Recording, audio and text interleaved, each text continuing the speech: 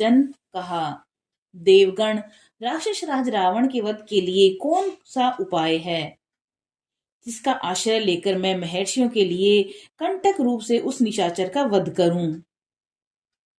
उनके इस तरह पूछने पर सब देवता उन अविनाशी भगवान विष्णु जी से बोले कि प्रभु, आप मनुष्य का रूप धारण करके युद्ध में रावण को मार डालिए।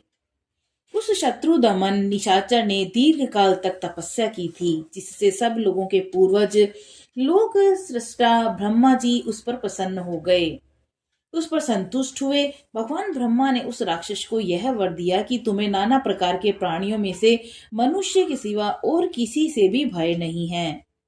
पूर्व काल में वरदान लेते समय उस राक्षस ने मनुष्य को दुर्बल समझकर उसकी अवहेलना कर दी। इस प्रकार पितामह से मिले हुए वरदान के कारण उसका घमंड बढ़ गया है।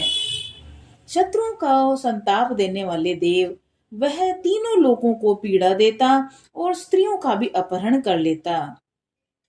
अतः उसका वध मनुष्य के हाथ से ही निश्चित हुआ है। समस्त जीवात्माओं को वश में रखने वाले भगवान विष्णु ने देवताओं की ये बात सुनकर अवतार काल में राजा दशरथ को ही पिता बनाने की इच्छा की। उसी समय शत्रुसूदन महातेजस्वी नरेश पुत्रहीन होने के कारण पुत्र प्राप्ति की इच्छा से पुत्रेष्टि यज्ञ कर रहे थे।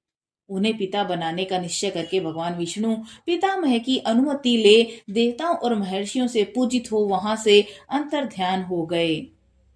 तत्पश्चात पुत्रेष्टि यज्ञ करते हुए राजा दशरथ के यज्ञ में अग्नि कुंड से एक विशाल काय पुरुष प्रकट हुआ।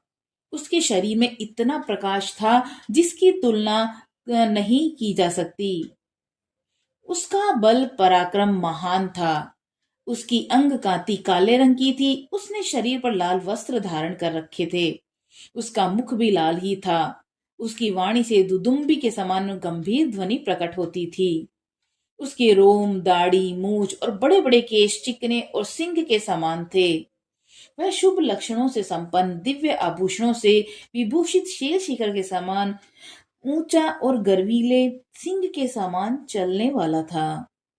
उसकी आकृति सूर्य के समान तेजोमयी थी। वह प्रज्वलित अग्नि की लपटों के समान देदीप्यमान हो रहा था और उसके हाथ में तपाए हुए जाबूनंद नामक सुवर्ण की बनी हुई परात थी, जो चांदी के ढक्कन से ढकी हुई थी।